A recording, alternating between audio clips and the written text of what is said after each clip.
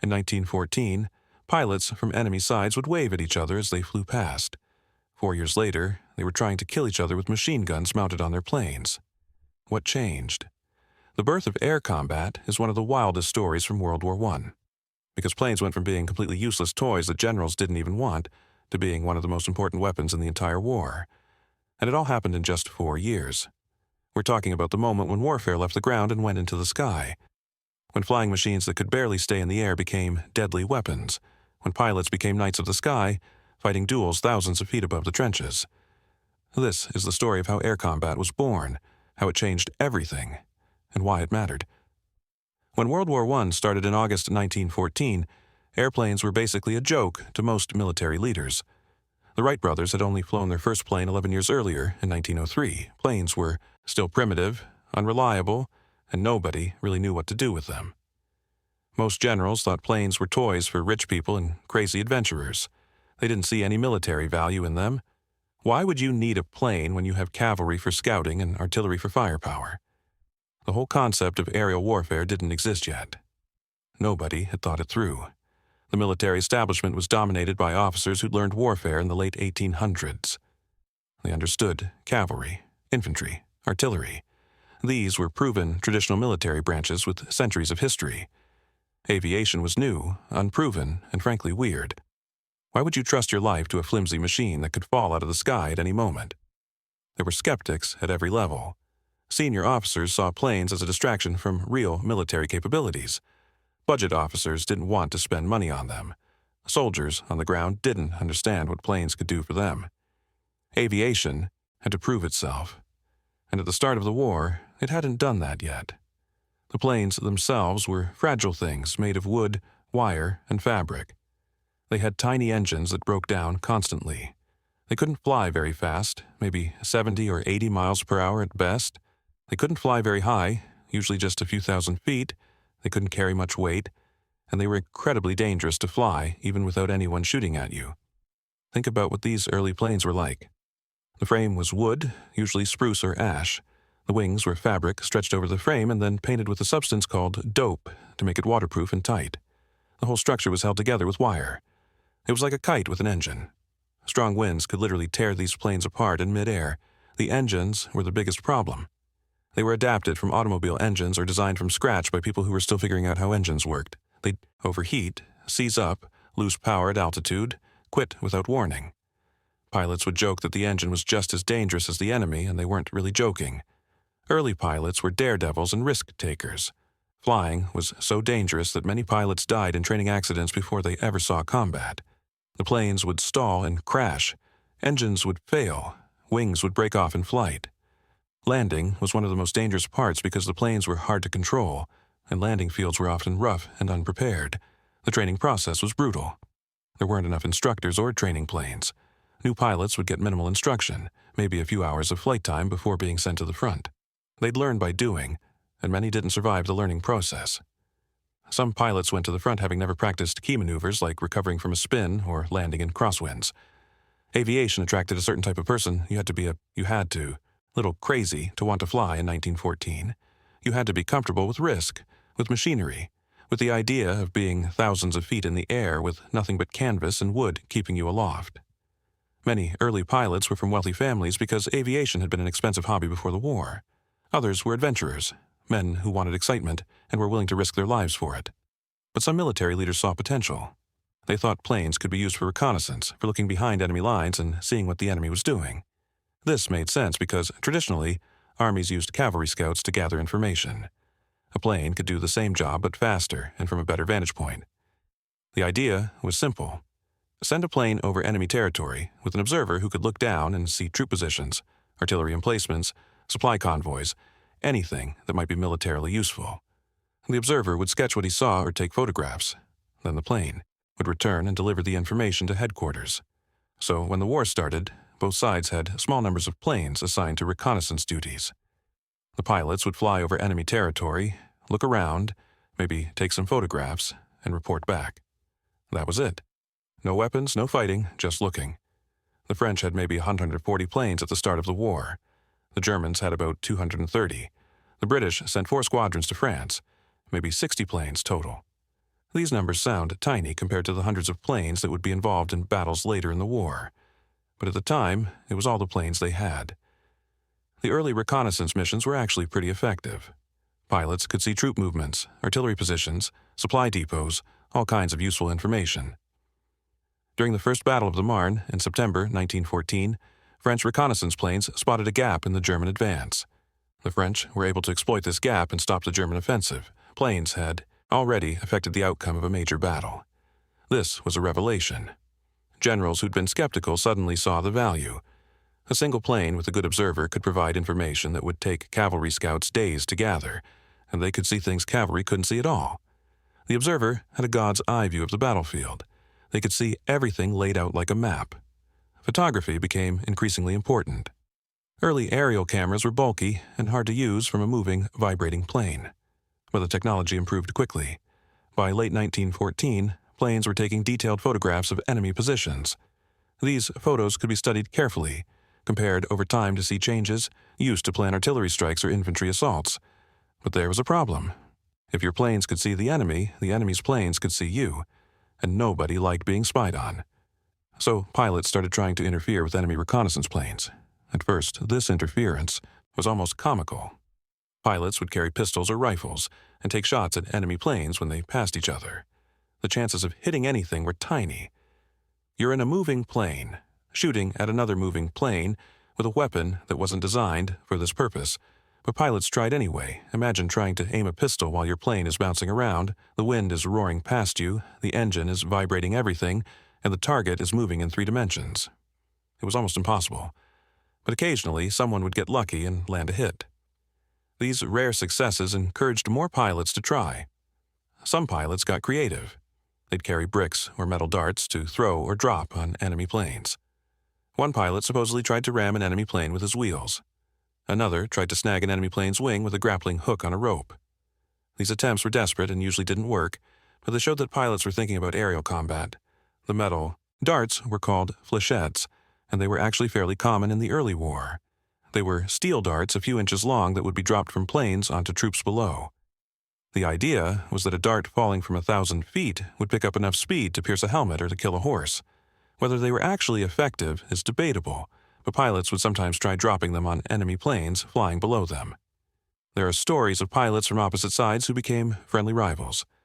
They'd wave at each other, or perform aerobatic maneuvers to show off. It was almost like a gentleman's sport. This wouldn't last long. This gentlemanly phase of aviation was brief but real. Early in the war, there was a sense that pilots were part of an exclusive club, united by the shared experience of flying regardless of which side they were on. They'd tip their wings and salute, recognize each other's skill, treat aerial encounters almost like sporting events. Some historians think the chivalry has been exaggerated, that it was mostly propaganda and myth, but there's enough documentation to suggest it was real, at least for a while. Pilots would write letters home mentioning encounters with enemy pilots where no one tried to attack. Photos exist of captured pilots being entertained by the pilots who captured them. It was a different time, before the killing really ramped up. The real breakthrough came when someone figured out how to mount a machine gun on a plane. This sounds simple, but it was actually really complicated. The main problem was the propeller. Most planes had the propeller in front, which meant if you mounted a machine gun that fired forward, you'd shoot your own propeller off. Some planes tried mounting the gun on top of the wing or behind the cockpit, where a second crew member could operate it, but this wasn't ideal. The best solution was a forward-firing gun that the pilot could aim by aiming the plane. But how? Do you do that without hitting the propeller? The propeller problem was fundamental. Engineers and pilots understood that the ideal arrangement was a gun firing forward along the plane's axis. This would allow the pilot to aim by pointing the plane at the target, which is intuitive and effective. But the propeller was spinning right in front of where the gun would need to fire. The French tried using deflector plates on the propeller blades. The idea was that if a bullet hit the propeller, it would deflect off the metal plate instead of destroying the blade. This sort of worked, but it was dangerous and not very efficient. Some bullets would deflect in unpredictable directions, potentially hitting the plane itself or the pilot. Roland Garros, a famous French pilot, used the system successfully in early 1915. He mounted a machine gun on his plane with deflector plates on the propeller and started shooting down German planes. He shot down several before his plane was forced down, behind German lines due to engine failure. The Germans captured his plane and studied the deflector system. The deflector system was crude, but it worked well enough to give Garros an advantage. He'd approach enemy planes from behind or below, get close, and open fire. Enemy pilots didn't know what to do. They'd never faced a plane with a forward-firing gun before. Garros became a hero in France and a terror to German pilots, but the system had limitations. Not all bullets deflected safely.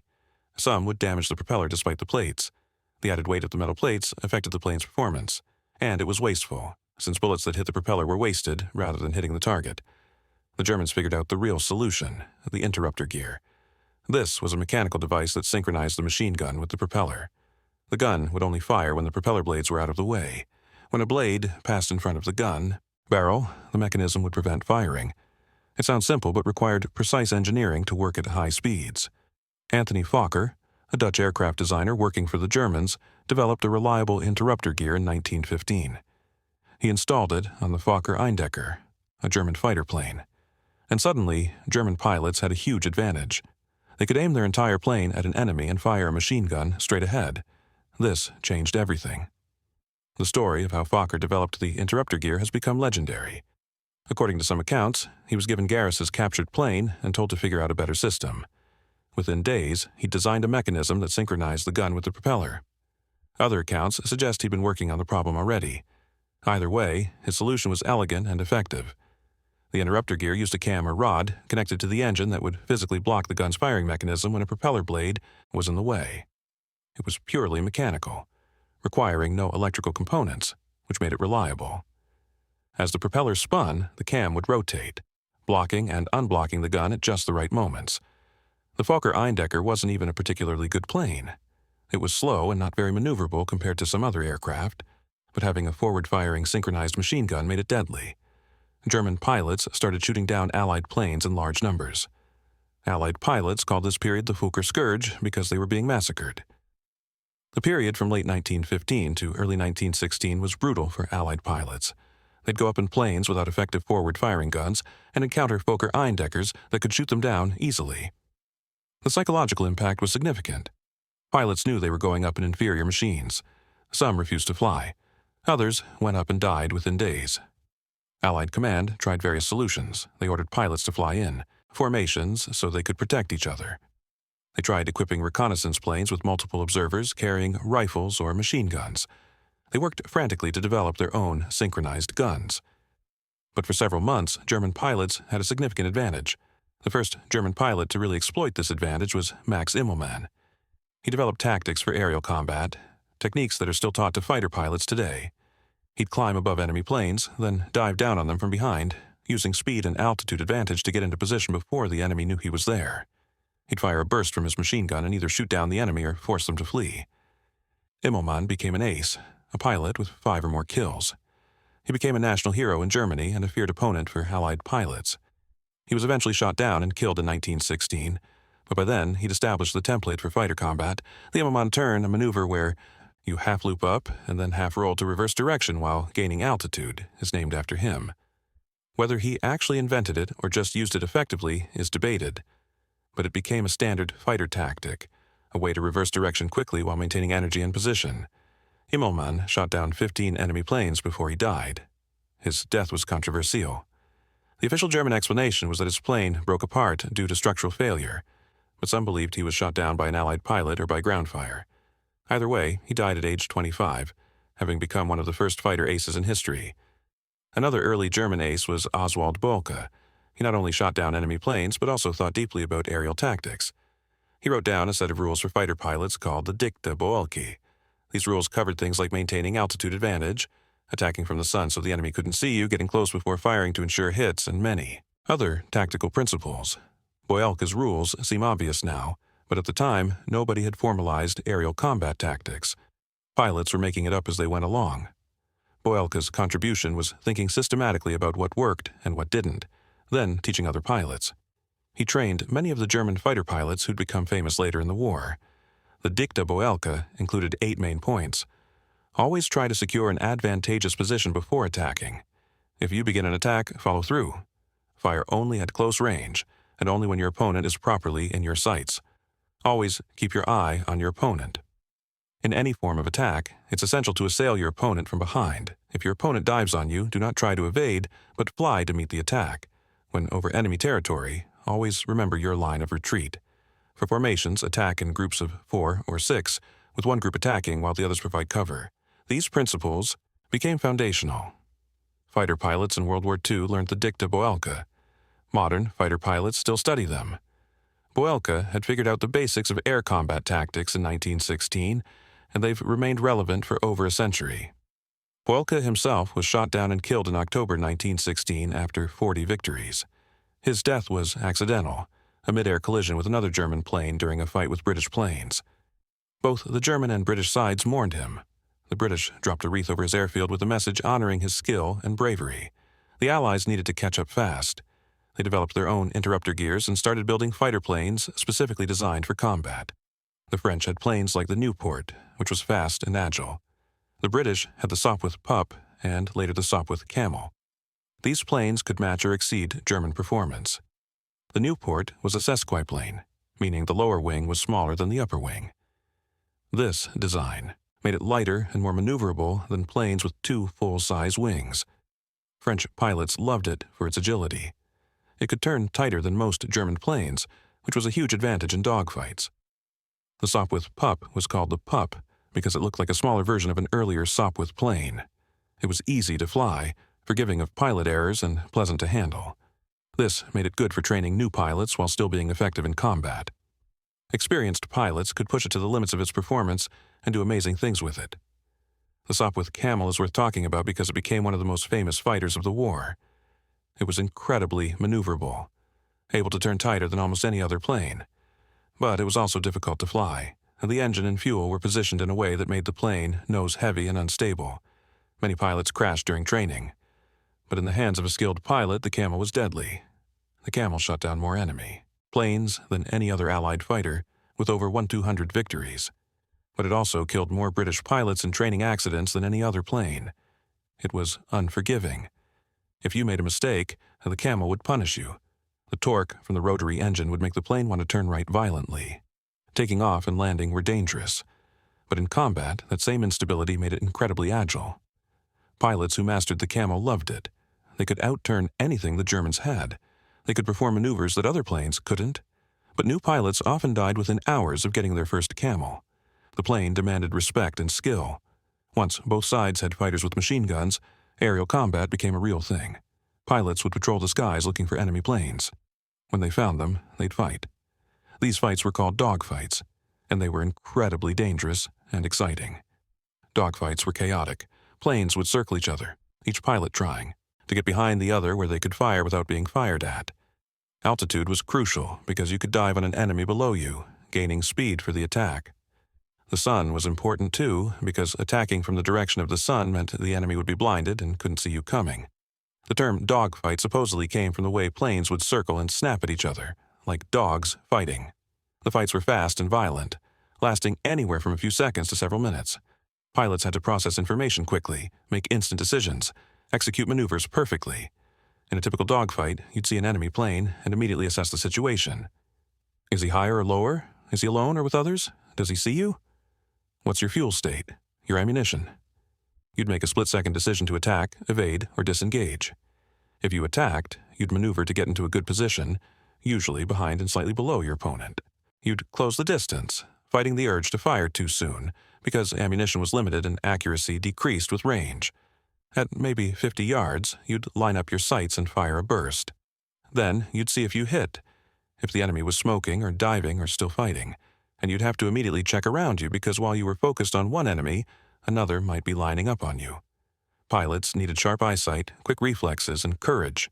You had to spot enemy planes before they spotted you. You had to make split-second decisions about when to attack and when to retreat.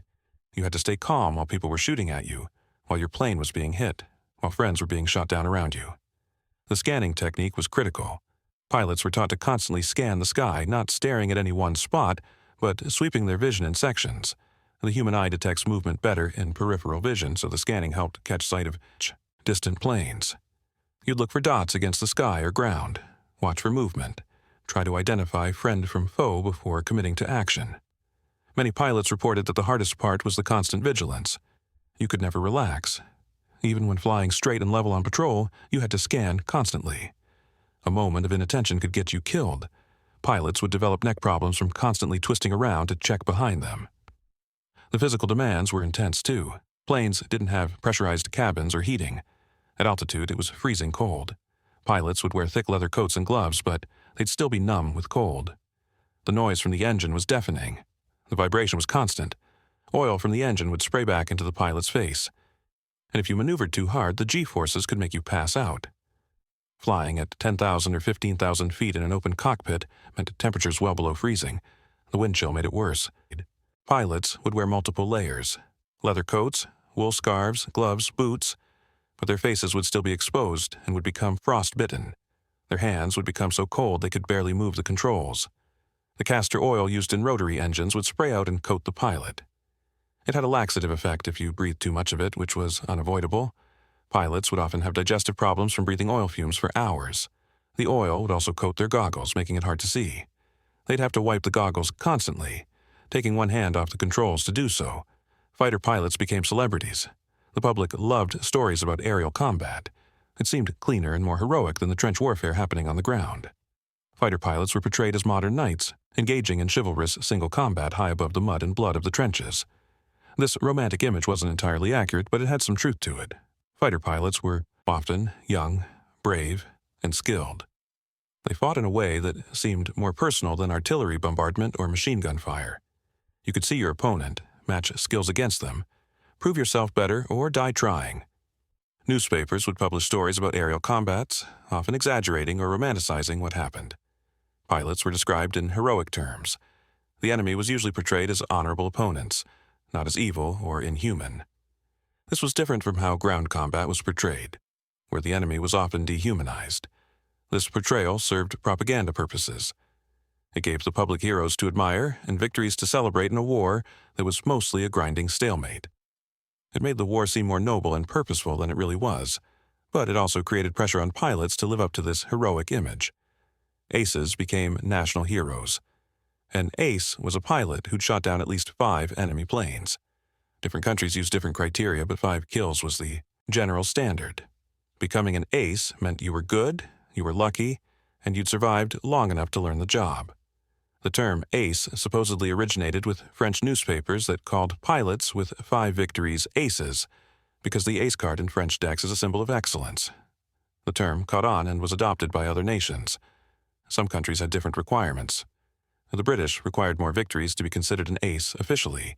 The most famous ace of World War I was Manfred von Richthofen, known as the Red Baron. He was a German pilot who painted his plane bright red so everyone would know it was him. He shot down 80 Allied planes, more than any other pilot in the war. He was a skilled tactician, a careful pilot who studied his enemies and attacked when he had the advantage. The Red Baron wasn't reckless. He didn't take unnecessary risks. He'd position himself carefully, attack from advantage, and break off if the situation wasn't favorable. This discipline kept him alive longer than most fighter pilots and allowed him to accumulate such a high score. Richthofen came from an aristocratic Prussian family with a long military tradition. He started the war in the cavalry but transferred to aviation when it became clear cavalry was obsolete. He trained as a reconnaissance observer first, then as a pilot. He was trained by Oswald Boelcke personally and learned the Dicta Boelcke thoroughly. His tactics were methodical. He'd study enemy formations, identify the weakest or most vulnerable target, position himself with altitude and sun advantage, then attack quickly and decisively. He'd fire short bursts at close range to conserve ammunition and ensure hits. If the target didn't go down immediately, he'd break off and reset for another attack rather than getting into a prolonged turning fight. He also led a squadron called Jasta 11, which became known as the Flying Circus because the planes were painted in bright, distinctive colors. The Red Baron trained his pilots well, teaching them the tactics that Boelcke had developed and that he'd perfected. Jasta 11 shot down hundreds of Allied planes. The Flying Circus was mobile, moving to different sectors of the front where they were needed most. The brightly colored planes served multiple purposes. They boosted German morale and intimidated Allied pilots. They made the pilots easy for German ground troops to identify and cheer for, and they allowed German pilots to quickly identify each other in the chaos of combat.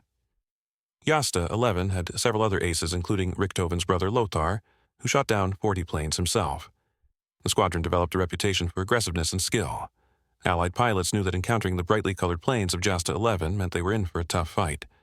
The Red Baron became a legend. Allied pilots both feared and respected him.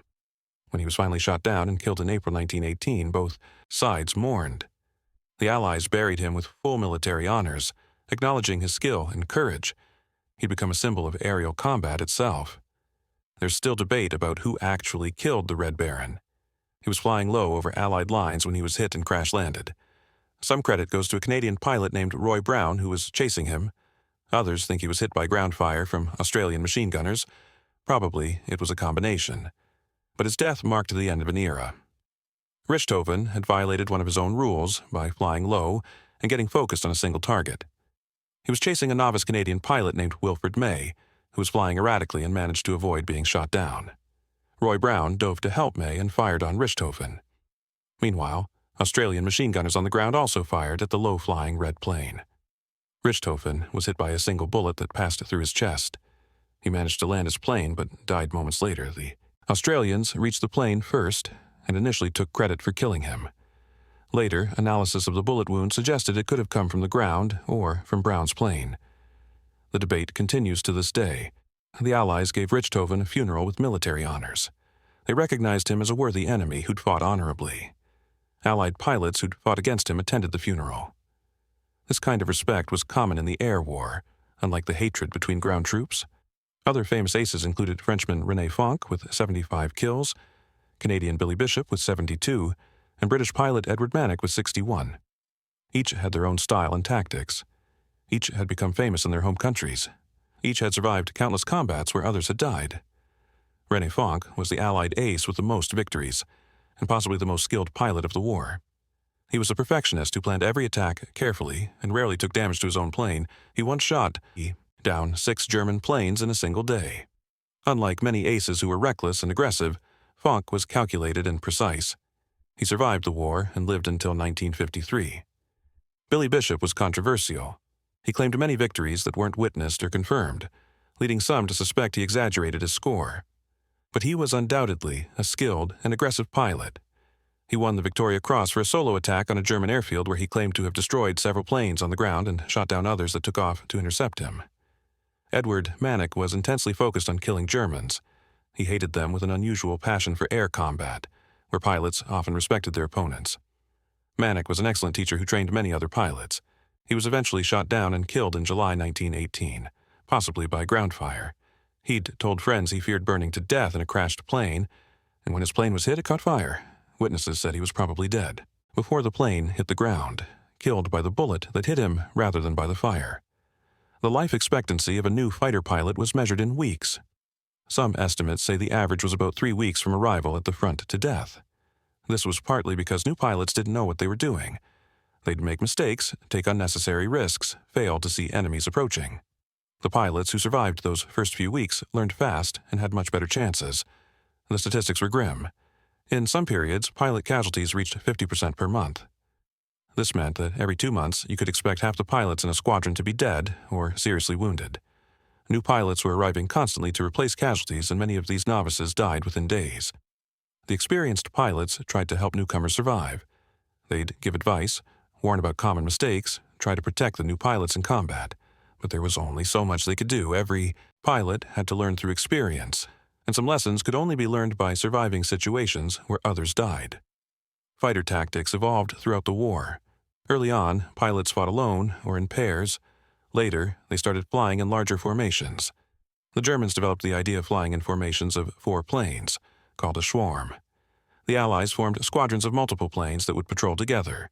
The swarm formation was revolutionary. 4 planes would fly together with a leader and 3 wingmen. The wingmen's job was to protect the leader and watch for threats. The leader would focus on finding and attacking enemies. This division of labor made the formation much more effective than 4 planes operating independently. Formation, flying, provided mutual protection. Pilots could watch each other's backs, warn of approaching enemies, gang up on single enemy planes. But it also required discipline and coordination. You had to stay in formation, maintain your position relative to other planes, not get separated. Lone pilots were easy targets. Learning to fly in formation was challenging. You had to pay attention to your position relative to other planes while also scanning for enemies. You had to match the leader's maneuvers without thinking about it. You had to trust that your wingmen were watching your back. It required training and practice that many novice pilots didn't get before being thrown into combat. The Germans also developed the idea of defensive patrols versus offensive patrols. Defensive patrols would stay over friendly territory, intercepting enemy reconnaissance planes and bombers. Offensive patrols would go deep into enemy territory looking for fights. Offensive patrols were more dangerous, but also more effective at gaining air superiority. Defensive patrols had the advantage of fighting over friendly territory. If you were shot down, you might survive and return to your unit. You could stay up longer because you didn't need to save fuel for a long flight home. But you were reacting to enemy initiative rather than setting the agenda. Offensive patrols put pressure on the enemy. You'd fly over their territory, forcing their fighters to come up and fight. You'd attack their reconnaissance planes and bombers, preventing them from gathering information or dropping bombs. But you were far from home, short on fuel, and if you were shot down, you'd likely be captured or killed. Air superiority became a recognized military concept. If you controlled the skies over a battlefield, your reconnaissance planes could spot for your artillery and observe enemy movements, while the enemy couldn't do the same. Your bombers could attack enemy positions while their bombers couldn't reach yours. Control of the air gave significant advantages on the ground. This realization changed how air forces were used. Instead of having fighters escort individual reconnaissance planes, they'd conduct fighter sweeps to clear enemy fighters from an area. They'd concentrate fighters over key sectors during important ground operations. Air power became integrated with ground operations in ways that hadn't existed before. Both sides worked hard to gain and maintain air superiority over key sectors of the front. Before major offensives, they'd mass fighters to sweep enemy planes from the sky. During battles, fighters would be up constantly, trying to protect friendly reconnaissance planes and bombers while shooting down enemy aircraft. The Battle of the Somme in 1916 saw massive aerial operations. The British concentrated hundreds of planes to support the ground offensive. They conducted patrols, bombing runs, reconnaissance missions. The Germans responded with their own fighters. The skies over the Somme were crowded and deadly. Pilots on both sides flew multiple missions per day, and casualties were heavy. Technology advanced rapidly during the war. Planes got faster, more powerful, more reliable. Engines improved from 80 horsepower to 200 or more. Planes that could barely reach 10,000 feet in 1914 could reach 20,000 feet by 1918. Weapons improved too, with pilots sometimes carrying 2 machine guns instead of 1, doubling their firepower. The progress in engine technology was remarkable. In 1914, engines were adapted from automobiles and were heavy and underpowered. By 1918, specialized aircraft engines were being manufactured that were lighter, more powerful, and more reliable. Some planes had inline engines, others had rotary engines where the entire engine spun around the crankshaft. Each design had advantages and disadvantages. Some planes were designed for specific roles. There were fighters for air-to-air combat. There were reconnaissance planes optimized for observation and photography. There were bombers designed to carry bombs and attack ground targets. This specialization made each type better at its job, but also created complex air forces with different types of planes working together. The 2-seater reconnaissance planes continued to evolve. They became faster and could climb higher to avoid fighters. They carried better cameras and could take more detailed photographs. Some were armed with multiple machine guns operated by the observer, making them dangerous opponents even for fighters. Bombers became increasingly important. Early bombing raids were small and did little damage. But by the end of the war, bombers were conducting raids with dozens of planes, dropping tons of bombs on enemy airfields, supply depots, and even cities. The concept of strategic bombing, attacking an enemy's industrial capacity and morale, was born during World War I. The Germans bombed London with Zeppelins and later with Gotha bombers. These raids didn't cause massive damage by later standards, but they were shocking to civilians who'd never been attacked from the air before. The psychological impact was significant. People realized that the war wasn't just something happening far away at the front. They could be attacked in their homes. The Zeppelin raids started in 1915. These were huge airships filled with hydrogen gas that could carry several tons of bombs hundreds of miles. They'd cross the English Channel at night and drop bombs on British cities. The British had difficulty defending against them at first because planes couldn't fly high enough or carry enough fuel to intercept them effectively. But the British developed tactics and technology to fight back. They built special high-altitude fighters. They developed incendiary bullets that could ignite the hydrogen in the Zeppelins. Once they shot down a few Zeppelins in spectacular fashion, the Germans switched to using Gotha bombers. The Gotha bombers were large twin-engine aircraft that could carry heavy bomb loads. They'd fly in formation for mutual protection. The raids came in daylight at first, flying over London and dropping bombs on military and industrial targets, though many bombs hit residential areas too. The worst raid came in June 1917 when Gothas bombed a school in London, killing 18 children. The public was outraged. How could anyone bomb a school? The concept of total war, where civilians were legitimate targets, was shocking and new. People demanded better defenses. The British responded by organizing a comprehensive air defense system. They positioned fighter squadrons around London specifically to intercept bombers. They set up observer networks to spot incoming raids and give warnings. They installed anti-aircraft guns around the city. This was the birth of integrated air defense, coordinating multiple systems to protect against aerial attack. The technology for defending against bombers was primitive. Fighter planes could intercept bombers, but finding them in the vast sky was difficult. Anti-aircraft guns fired at bombers, but hitting a fast-moving plane at high altitude was almost impossible with World War I technology. Searchlights would try to illuminate bombers at night, but planes could simply fly around them. Anti-aircraft guns were frustrating weapons. The crew would see a plane, calculate its altitude, speed, and direction, aim the gun, fire, and wait several seconds for the shell to reach the plane's altitude. By then, the plane had usually moved. The chances of a direct hit were tiny, but the guns forced bombers to fly higher and made their crews nervous, which reduced bombing accuracy. The searchlights were operated by sound locators that would detect the noise of airplane engines and estimate direction. The searchlights would sweep the sky trying to catch planes in their beams. Once a plane was illuminated, fighters could see it and attack, or guns could fire more accurately. But a single plane could easily evade searchlights, and on cloudy nights the beams didn't penetrate far. By the end of the war, the concept of air, the power, was firmly established. Planes weren't toys anymore. They were essential military tools. Every major army had an air force with fighters, reconnaissance planes, and bombers. Tactics had been developed and refined. The foundations of modern air warfare had been laid. The numbers tell the story. In 1914, the major powers had maybe 800 military aircraft total, most of them trainers or primitive reconnaissance planes. By 1918, Germany alone had over 2,700 aircraft in service. France had over 3,400. Britain had over 3,300. The United States, which entered the war late, was producing thousands of planes by war's end. Tens of thousands of aircraft had been built during the war.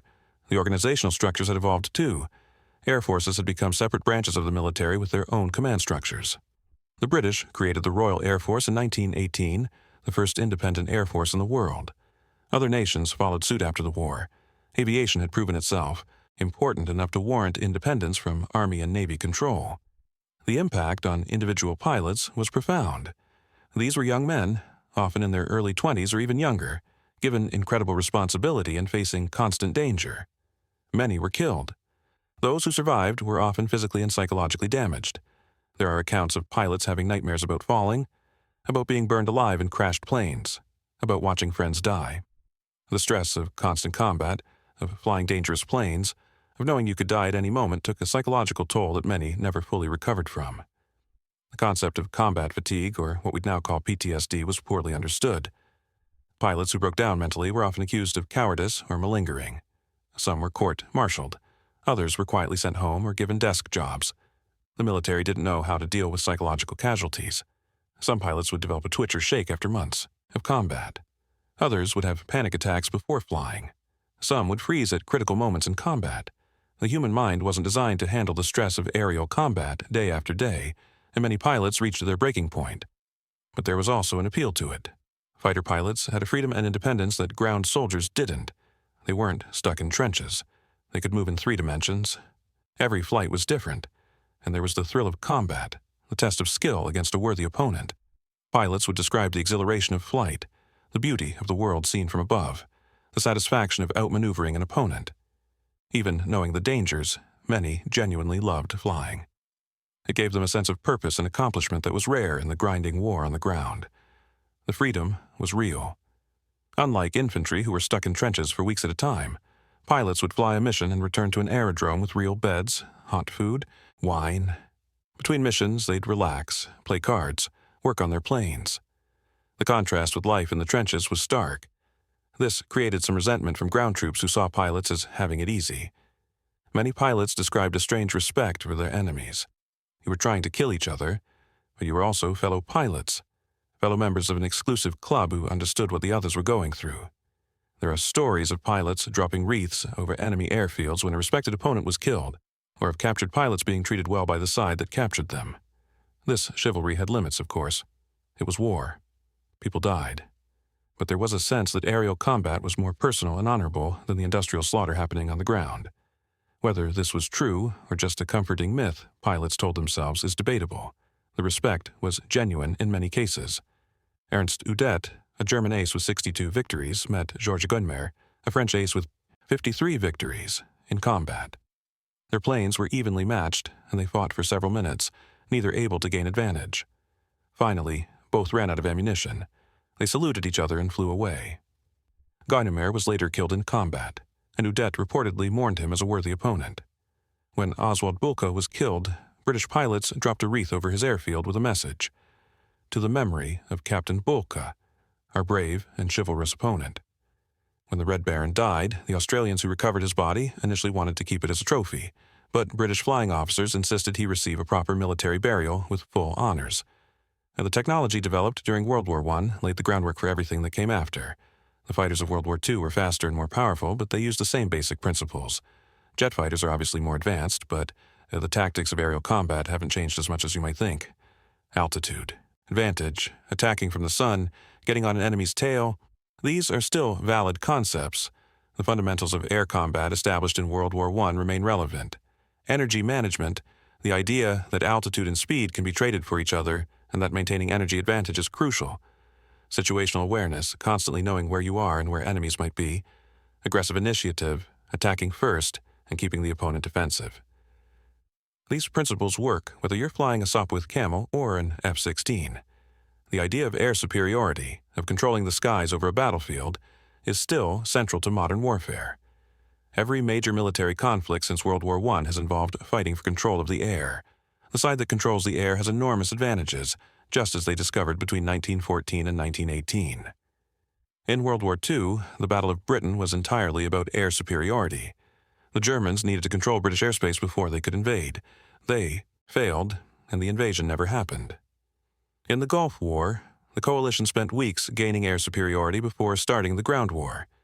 In modern conflicts, establishing air dominance is one of the first objectives. The romantic image of fighter pilots has persisted too. Even today, fighter pilots are seen as elite warriors, skilled and brave. Movies and books about aerial combat remain popular. The idea of the lone pilot in his machine, testing himself against the enemy, still captures imaginations. Top Gun, one of the most successful military movies ever made, draws heavily on the imagery and culture of fighter pilots established in World War I. The individualism, the competition, the sense of being part of an elite group, the respect for enemies who prove themselves worthy, all of this traces back to the first fighter pilots. But World War I also showed the costs of air warfare. Pilots died in large numbers.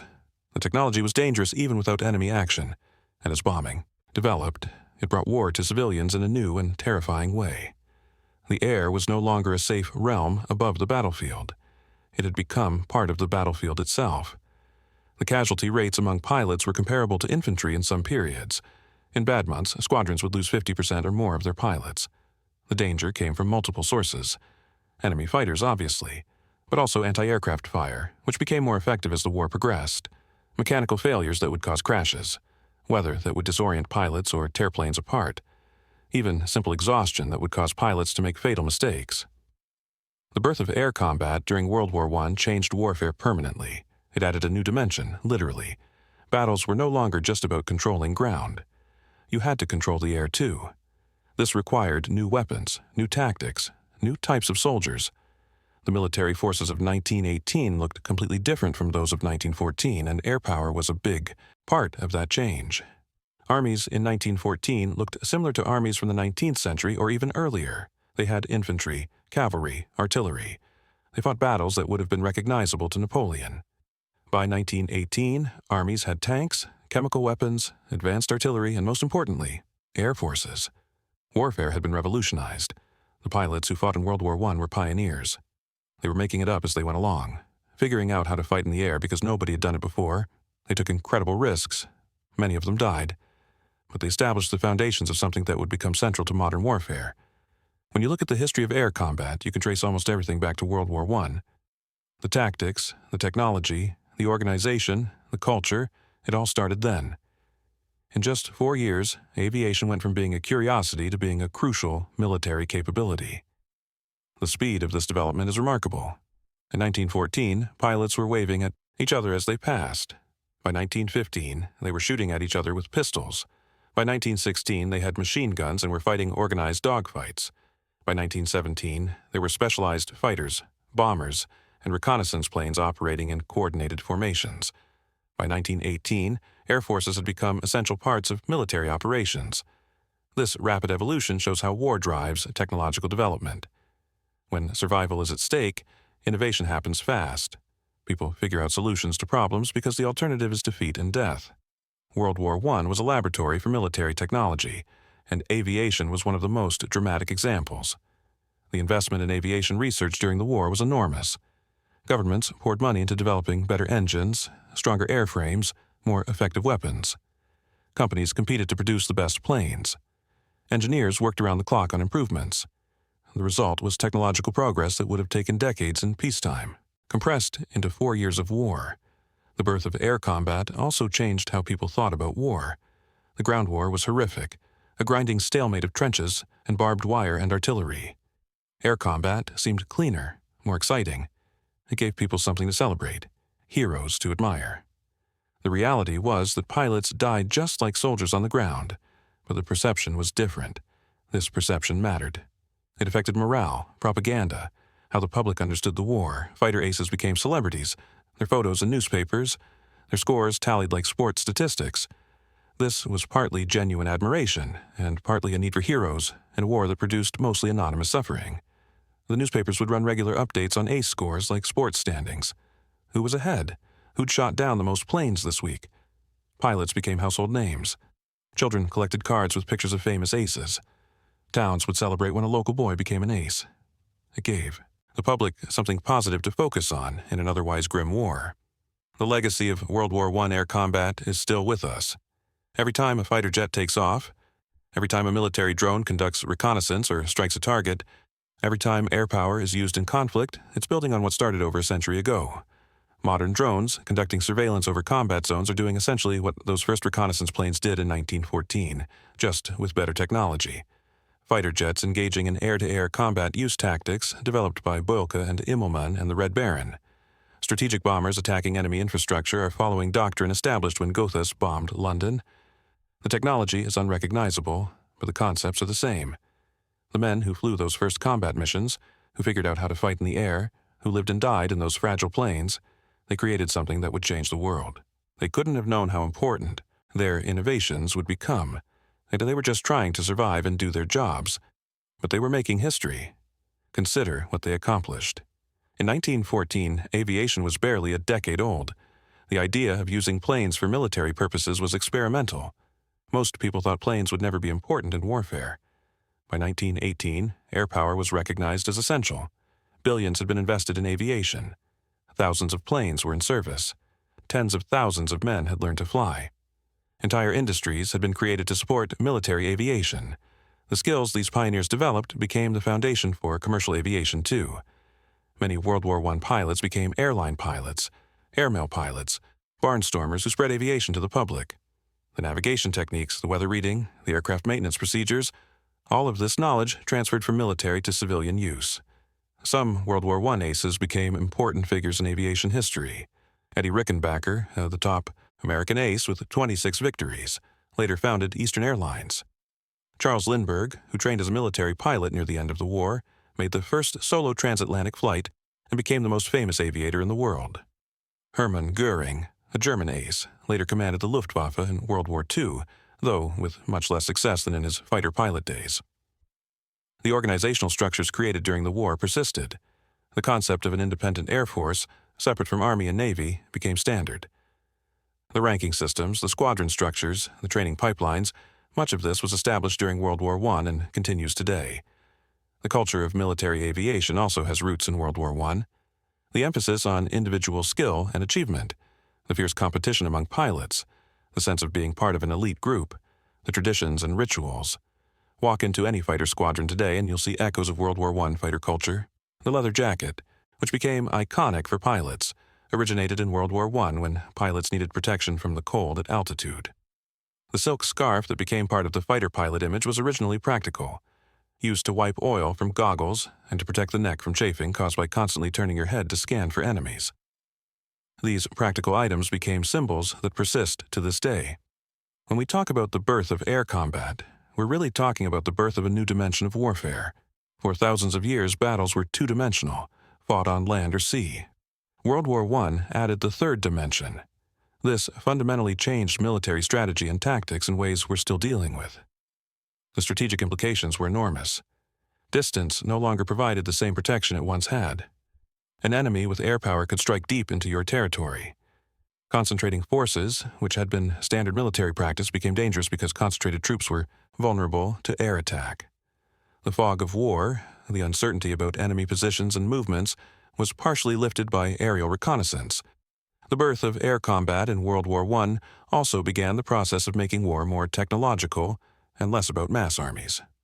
A single skilled pilot in an advanced plane could accomplish what hundreds of ground troops couldn't. This trend would accelerate through the 20th century, where increasingly sophisticated technology multiplied the effectiveness of individual soldiers. The philosophical implications were significant too. For the first time, humans were fighting in a realm that wasn't our natural environment. We'd evolved for ground combat. Flying required technology, training, adaptation. It required a different mindset. Pilots had to think in 3 dimensions, judge distances and speeds in ways ground soldiers didn't. They had to trust machines in ways that felt unnatural, and they had to overcome fear in a particular way. Ground soldiers feared death, but they were on solid ground, surrounded by others, part of a large group. Pilots were alone in a fragile machine thousands of feet in the air. If something went wrong, they'd fall. This primal fear of falling had to be conquered before pilots could be effective. The birth of air combat represents human ingenuity and adaptability. We took a technology that barely existed and weaponized it within a few years. We developed tactics, organizations, and culture around it.